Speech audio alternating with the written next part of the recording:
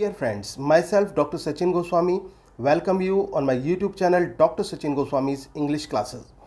दोस्तों, जैसा कि आपको पता ही है कि मैं बीएड, डीएलएड, सीटेट और यूपीटेट को लेकर आपकी पूरी तैयारी करा रहा हूं और इस सीरीज़ में मैं आपको ऑलरेडी जो है काफ़ी टॉपिक्स कवर करा चुका हूं। आज मैं आपको कराने वाला हूं use of teaching aids. This is one of the most important topics in view of your examinations, whether it is of B Ed और सीटेट और यूपीटेट।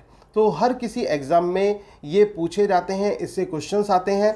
और अगर जो हम बीएड की बात करें तो बीएड में तो जो ये क्वेश्चन है जो टीचिंग एड्स का है, ये आता ही आता है। तो मैं बताता हूँ कि क्या होते हैं हमारे teaching aids and what are the roles of teaching aids while teaching English language. English language को जब आप पढ़ाते हैं तो जो टीचिंग एड्स होते हैं उनका क्या रोल होता है, ये हम आज डिस्कस करेंगे।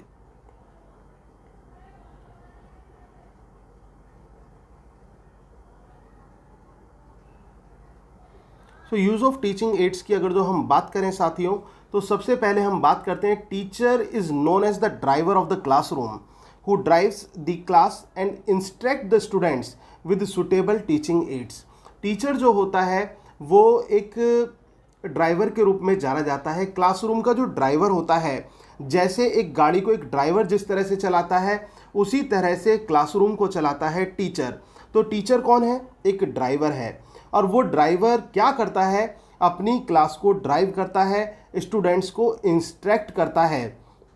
लेकिन इंस्ट्रक्ट करने के लिए there are number of aids which are used while teaching English language. So what are those aids? I am just going to discuss about those aids. इन एड्स के बारे में हम डिस्कस करने वाले हैं। So what are the specific aids for teaching language classes? So the very first thing is chalk board. पहला aid जो हमारा है वो है चॉक बोर्ड।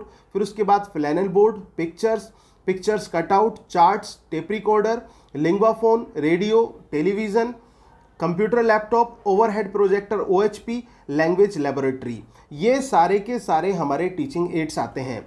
अब आप सोच रहे होंगे कि सर आपने काफ़ी इनमें से तो कल आईसीटी में भी बताए थे। तो मैं आपको बता देता हूँ, आईसीटी में केवल और केवल जो इंफॉर्मेशन कम्युनिकेटिव टेक्नोलॉजी से जुड़े हुए एड्स हैं वो आते हैं। जो हमारे टेक्निकल एड्स हैं, जैसे कि कंप्यूटर हो गया, लैपटॉप हुआ, इंटरनेट हुआ, या फिर कोई भी सोशल मीडिया का आइटम हुआ, वो सारी चीज़ें आईसीटी में आती हैं।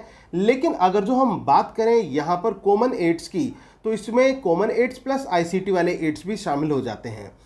तो ये सारे एड्स हैं हमारे जो टीचिंग एड्स बनते हैं। अब सबसे पहले हम बात करते हैं चॉक बोर्ड की। चॉक बोर्ड की क्या इंपॉर्टेंस है, कैसे इसका यूज़ होता है? The most available and common aid used for presenting new lessons. जो न्यू लेसन्स को पढ़ाने के लिए, चैप्टर्स को पढ़ाने के लिए, कंटेंट्स को पढ़ाने के लिए जो हमारा मोस्ट अवेलेबल और कॉमन एड के रूप में जाना जाता है। अक्सर आप किसी भी स्कूल में चले जाइए, आपको वहाँ पर ये चॉक बोर्ड मिल जाएगा, और जिसको हम ग्रे बोर्ड के नाम से भी जानते हैं। Use to write contents of the particular chapters. इसमें जो टॉपिक हम पढ़ा रहे हैं उसके कंटेंट्स को लिखने के लिए इसका यूज़ किया जाता है, चॉक बोर्ड का यूज़ करते हैं। वेरियस कलर्स एंड चॉक्स, इसमें हम अलग अलग तरह की कलर्स चॉक्स का यूज़ कर सकते हैं जिसको थोड़ा सा और इनोवेटिव बनाया जा सके। सपोज करो आप लैंग्वेज की कोई चीज़ पढ़ा रहे हैं बच्चे को, तो उस कंडीशन में या फिर डायग्राम के माध्यम से बच्चे को फिनिक्स की नॉलेज दे रहे हैं तो वो बताई जा सकती है। One of the oldest aid, ये बहुत पुराना एड्स में से एक एड है, बहुत ही सहायक सामग्री में से एक पुरानी सामग्री है चॉक बोर्ड, जो कि पुराने समय से ही यूज़ में आ रहा है।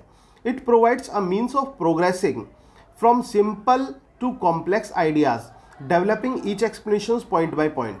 इसमें क्या होता है, इसमें सिंपल से कॉम्प्लेक्स आइडियाज़ को डेवलप किया जाता है और बोर्ड की माध्यम से टीचर जो है ईजी टू कॉम्प्लेक्स की तरफ बढ़ता है। Generally known as grey board, इसको जो सामान्य रूप से ग्रे बोर्ड के नाम से इसको जाना जाता है। कि आई होप कि आपको चॉक बोर्ड के बारे में समझ में आया होगा कि चॉक बोर्ड जो है मोस्ट अवेलेबल कॉमन एड होता है। इसको लेसन प्रेजेंट करने के लिए यूज़ किया जाता है, इसको कंटेंट से लिखने के लिए यूज़ किया जाता है। इस पर हम तरह तरह की चॉक्स का यूज़ कर सकते हैं। ये एक ओल्डेस्ट मेथड में से एक है और ये सिंपल टू कॉम्प्लेक्स की तरफ बताने वाला एड है, और इसके साथ साथ इसको ग्रे बोर्ड भी कहा जाता है। अब इसके बाद हमारा आता है कि generally made of would, hardboard, cement and plastic etcetera. अभी उसी के ही पॉइंट है ये हमारे कि ये जनरली किसका बना होता है, वुड का बना होता है, हार्डबोर्ड का बना होता है, सीमेंट का बना होता है, प्लास्टिक का बना हुआ होता है। Erased easily with duster, ordinary clothes, इसको डस्टर से या फिर किसी सामान्य कपड़े के से आप इसको आसानी से इरेज कर सकते हैं, बहुत ही आसानी से इसको इरेज किया जा सकता है। Nowadays blackboards have been replaced by white smart boards as used in the most private और public schools। आजकल जो ब्लैक बोर्ड हैं हमारे, जो ये ग्रे बोर्ड्स होते हैं, इनका जो रिप्लेसमेंट है वो वाइट बोर्ड ने और स्मार्ट बोर्ड्स ने ले लिया है। अगर जो हम पब्लिक स्कूल और प्राइवेट सेक्टर्स की तरफ देखें तो वहाँ पर आप क्लासेस में देखेंगे कि किस प्रकार से जो वाइट बोर्ड हैं उन्होंने इसकी जगह ले ली है, तो किस प्रकार से इसे एक रिप्लेसमेंट मिला है ये देखने को मिलता है। अब हम बात करेंगे फ्लैनन बोर्ड की कि ये फ्लैनन बोर्ड क्या होता है। It is known as a display board. Flannel board को डिस्प्ले बोर्ड भी कहा जाता है। आपने देखा होगा, आप काफ़ी स्कूल्स में विजिट करते होंगे या फिर स्कूल में पढ़ाते हो या फिर पढ़ते हो, तो आपने देखा होगा कि स्कूल में एक फ्लैनन बोर्ड होता है जिस पर तरह तरह के बच्चों के जो ऑब्जेक्ट्स हैं वो लगाए जाते हैं, उसको डेकोरेटिव बनाया जाता है। जो बच्चों ने प्रोजेक्ट्स तैयार किए हैं उनको उस पर पेस्ट किया जाता है, टीचर की इनोवेशन को भी रिप्रेजेंट किया जाता है, तो वो फ्लैनन बोर्ड का यूज़ होता है। तो ये जो फ्लैनन बोर्ड होता है ये भी वुड का बना हुआ होता है या फिर कार्डबोर्ड या स्ट्रो बोर्ड का बना हुआ होता है। फ्लैनन बोर्ड जो होता है इसको डिस्प्ले बोर्ड के नाम से जाना जाता है। It is covered with coloured flannel और वुलन क्लॉथ। ये कलर्ड फ्लैनल या फिर वुलन क्लॉथ से जो है कवर्ड होता है। It is used to display the objects. ये ऑब्जेक्ट को डिस्प्ले करने के लिए यूज़ इसका किया जाता है। इसको हम नॉलेज एंड अपीलिंग, ये ज्ञान का भी स्रोत है, जैसे कि मैंने आपको बताया बच्चों के प्रोजेक्ट्स जो हैं वो इस पर डिस्प्ले किए जाते हैं। इसके साथ साथ ये अपीलिंग भी होता है, सोर्स ऑफ अट्रैक्शन भी होता है। जो गार्डियंस होते हैं या फिर जो पेरेंट्स होते हैं उनका ध्यान ये बहुत जल्दी अपील करता है, अपनी तरफ इम्पैक्टेड होता है बहुत ज़्यादा ये। इसके साथ flannel board widely used, size is 1.5 metre. इसका जो मेन साइज़ है वो 1.5 बाई 1.5 होता है, जो बेस्ट साइज़ इसका माना जाता है। इसमें क्या होता है, objects are easily stuck to the flannel board. जो ऑब्जेक्ट्स हैं वो आसानी से स्टक हो जाते हैं फ्लैनल बोर्ड पर, और इसके साथ it can be used at any place accordingly. किसी, ये स्कूल के किसी भी प्लेस पर हो, आप इसको ब्लैक बोर्ड के कॉर्नर पे लगा सकते हैं, साइड में लगा सकते हैं, या फिर आप लॉबी में लगा सकते हैं। जहाँ भी आप इसको लगाना चाहें, अटैच करना चाहें, वहाँ पर इसको अटैच किया जा सकता है। और इसके साथ साथ part of activity, it is one of the main parts of activity. ये एक्टिविटीज़ का एक मेन पार्ट कहलाता है। Easy and light to carry, और ये बहुत आसान होता है, और इसको कि जो लगाना होता है या फिर ले जाना होता है वो भी बहुत आसान होता है क्योंकि ये वेट में लाइट होता है, तो इस वजह से इसको कैरी करना बहुत ईजी होता है। तो ये फ्लैनल बोर्ड का होता है। एक बार मैं फिर से बता देता हूँ, जो फ्लैनल बोर्ड होता है इसको डिस्प्ले बोर्ड के नाम से भी जाना जाता है। ये लकड़ी का, कार्डबोर्ड का, स्ट्रॉ बोर्ड का बना होता है। ये कलर्ड होता है, फ्लैनल या वुलन क्लॉथ से कवर्ड होता है। ये डिस्प्ले करने के लिए यूज़ किया जाता है ऑब्जेक्ट्स को। ये नॉलेज और अपीलिंग भी होता है, इससे ज्ञान भी बढ़ता है और ये अट्रैक्टिव भी लगता है। और इसका जो बेस्ट साइज़ है वो 1.5 बाई 1.5 का होता है। इसमें जो ऑब्जेक्ट्स हैं वो ईजिली स्टक हो जाते हैं फ्लैनल बोर्ड में, और इसको किसी भी प्लेस पर अकॉर्डिंग टू द सिचुएशन उसको यूज़ किया जा सकता है।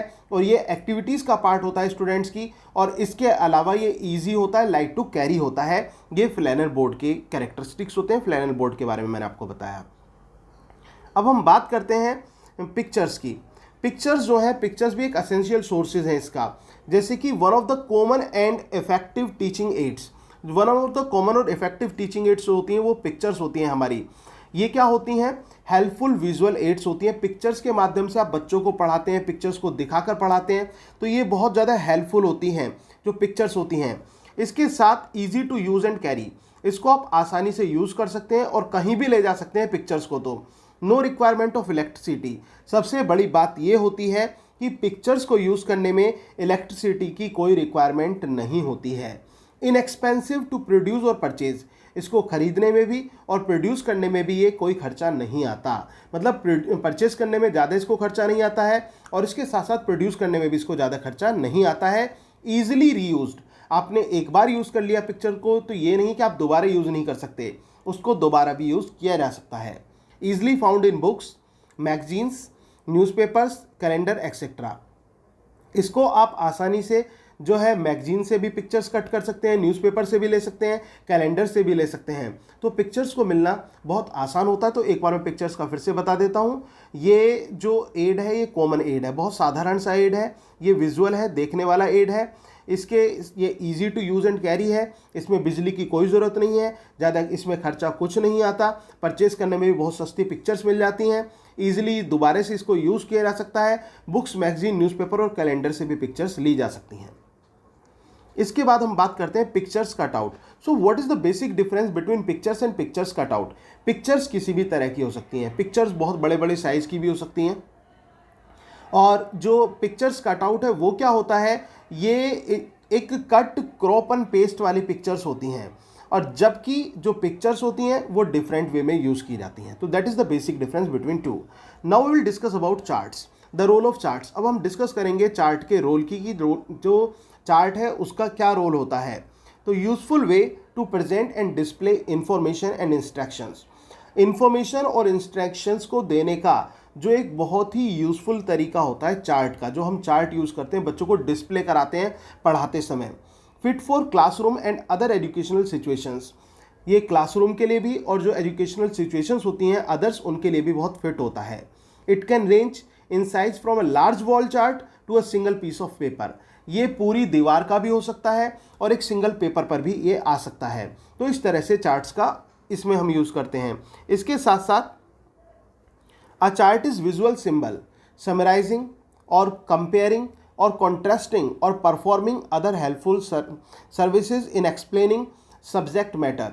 सब्जेक्ट, ये चार्ट जो होता है एक विजुअल और सिंबॉलिक वो होता है, ये समराइजिंग करता हुआ और कंपैरिजन करता हुआ किसी भी जो सर्विसेज होती हैं उनको एक्सप्लेन करता हुआ, एक सब्जेक्ट मैटर का को एक्सप्लेन करता हुआ एक डिस्प्ले वाला ये चार्ट होता है, ऐसा एडगर डेल ने कहा था। तो एडगर डेल ने क्या कहा था कि चार्ट जो है विजुअल, सिंबॉलिक, समराइजिंग और comparing, contrasting, performing other helpful services के लिए होता है, और एक्सप्लेनिंग सब्जेक्ट मैटर, जो कि सब्जेक्ट मैटर को भी एक्सप्लेन करता है।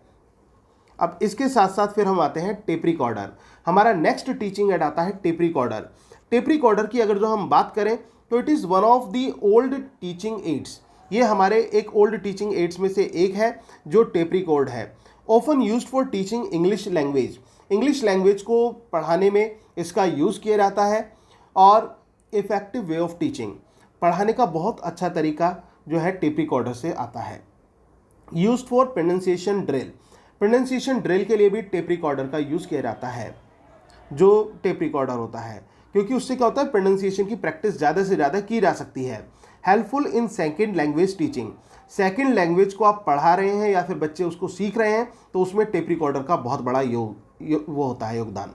इन the words of Harmer, Harmer के शब्दों में देखिए, this is to equip students with the skills to communicate with people from other countries. ये एक ऐसा साधन है जो बच्चों की दक्षता को बढ़ाता है उन लोगों के साथ बोलने की जो दूसरे देशों के हैं। तो दूसरे देशों के साथ बोलने के लिए जो इक्विपमेंट यूज़ किया जाता है, मीन उसकी दक्षता को बढ़ाने के लिए, वो टेप रिकॉर्डर होता है। That is in the words of Harmer, Harmer के शब्दों में है ये। इसके बाद साथियों आता है हमारा लिंग्वा फोन। लिंग्वा फोन जो है, जैसे कि आप जानते हैं कि लैंग्वेज को पढ़ाने के लिए लिंग्वा फोन का बहुत बड़ा एक रोल होता है। It is one of the best way to mastery over the second language. ये बेस्ट टूल और बेस्ट एड कहा जा सकता है जिससे हम सेकेंड लैंग्वेज पर पूरी मास्टरी कर सकते हैं। It is used in language lab, इसको लैंग्वेज लैब में यूज़ किया जाता है। इट इंक्रीजेज लिसनिंग स्किल्स, इससे जो लिसनिंग स्किल्स होती हैं वो इंक्रीज होती हैं। It is technically very sound, ये टेक्निकली बहुत ज़्यादा अच्छा होता है। It is subject of interest, इससे क्या होता है बच्चे का इंटरेस्ट भी बना रहता है। लिंग्वा फोन का यूज़ हम लैंग्वेज लेबोरेटरी में यूज़ करते हैं इसको, और इससे क्या होता है, इससे जो ऑडियो होती है उसके लिए, उसकी कमांड के लिए, लिसनिंग स्किल्स को बढ़ाने के लिए, प्रोनाउंसिएशन स्किल्स को बढ़ाने के लिए लिंग्वा फोन का यूज़ किया जाता है। इसके बाद दोस्तों हम बात करेंगे रेडियो की। रेडियो क्या है? It is one of the old teaching English aids. ये इंग्लिश टीचिंग के लिए एक ओल्ड एड्स है। एजुकेशनल इंग्लिश प्रोग्राम्स आप रेडियो के माध्यम से सुन सकते हैं। सोर्स ऑफ इंक्रीजिंग नॉलेज, ज्ञान को बढ़ाने का ये साधन है। इसके अलावा compact and easy to use, ये बहुत ही हल्का होता है और आसानी से इसका यूज़ किया जा सकता है। Development of listening and speaking skills, इससे हमारी लिसनिंग और स्पीकिंग स्किल्स होती हैं, दोनों में डेवलपमेंट होता है रेडियो के माध्यम से, क्योंकि जब रेडियो पर हम इंग्लिश प्रोग्राम सुनते हैं या फिर इंग्लिश सीखते हैं तो उनकी लिसनिंग स्किल जो है हमारी उससे अच्छी होती है और हम फिर उसी तरह का बोलने की कोशिश भी करते हैं। इसके बाद आता है टेलीविज़न।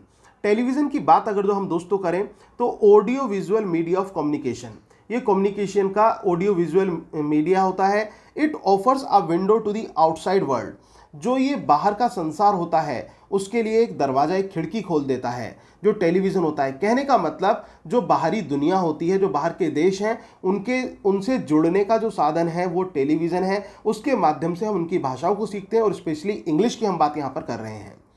इसके अलावा an appealing source of learning, ये ज्ञान का एक बहुत ही अच्छा साधन है ज्ञान को जुटाने का, और स्पेशली इंग्लिश लैंग्वेज की अगर जो हम बात करें, एजुकेशनल इंग्लिश प्रोग्राम्स भी इसके माध्यम से देखे जा सकते हैं। Reduce dependency on just a minute on verbal teaching and teachers, ये जो डिपेंडेंसी है जो वर्बल टीचिंग और टीचर्स पर, उसको ख़त्म करता है, एक तरह से कम करता है। तो ये इसका बहुत बड़ा रोल है क्योंकि यहाँ पर टीचर्स पर डिपेंड नहीं होना पड़ता। अब हम बात करते हैं कंप्यूटर और लैपटॉप की। कंप्यूटर और लैपटॉप आप जानते हैं दोनों का एक सा ही यूज़ होता है, बस एक छोटा सा अंतर यह है कि लैपटॉप जो है वो कन्वीनियंट होता है, थोड़ा सा कॉम्पैक्ट होता है, आसानी से आप कहीं भी ले जा सकते हैं, जबकि कंप्यूटर आपका डेस्कटॉप होता है, उसको आप एक जगह पर ही यूज़ कर सकते हैं। तो in present education the knowledge of computer is essential. आजकल आपने देखा होगा, आप स्कूल में टीचर की जॉब के लिए भी जाते हैं तो रेज्यूमे में साफ साफ होता है कि computer knowledge, basic computer knowledge है या नहीं है, क्योंकि जो काम होते हैं आजकल बच्चों को पढ़ाने के वो कंप्यूटर पर दिए जाते हैं। इवन होमवर्क बच्चों को स्कूल का कंप्यूटर पर भेजा जाता है, उसके माध्यम से भेजा जाता है। तो computer knowledge is mandatory in present education system. Computer with internet facility is the most powerful device that the children can use to learn new skills and abilities in learning language। Computer जो होता है internet की facility के साथ बहुत most powerful device होती है, इससे बच्चे नई एबिलिटीज़ को गेट करते हैं और नई स्किल्स को वो बढ़ाते हैं। As an instructor it can be used to utilise to communicate visually with students. बच्चों के साथ विजुअली जुड़ने के लिए कंप्यूटर बहुत अच्छा साधन है, कंप्यूटर का यूज़ किया जाता है। English language games are available in computer. Computer में इंग्लिश लैंग्वेज गेम्स होते हैं जिससे बच्चा अपनी लैंग्वेज को डेवलप करता है। इसके अलावा प्रोनाउंसिएशन को भी यहाँ पर ड्रिल किया जाता है, प्रैक्टिस की जाती है और उसको इम्प्रूव किया जाता है। अब इसके बाद हम बात करते हैं ओवरहेड प्रोजेक्टर, जिसको OHP के नाम से जाना जाता है। OHP के नाम से जाना जाता है। इसमें क्या होता है, आपने देखा होगा कि एक इस प्रकार का प्रोजेक्टर होता है जिसमें ऊपर लाइट होती है और नीचे एक बॉक्स सा बना हुआ होता है और सामने स्क्रीन होती है या फिर वाइट सरफेस होता है। तो वहाँ पर वो रिफ्लेक्शन होता है और चीज़ें जो पिक्चर्स होती हैं जो उसमें मशीन में यूज़ की जाती हैं OHP, तो उसको हम सामने स्क्रीन पर चला सकते हैं। तो OHP में क्या होता है, it requires light to project an enlarge image to a screen. Screen पर इमेज को दिखाने के लिए, उसको बड़ा करने के लिए इसको लाइट की ज़रूरत होती है। Widely used for language teaching, language teaching के लिए इसका बहुत विस्तृत रूप में यूज़ किया जाता है जो OHP होता है हमारा।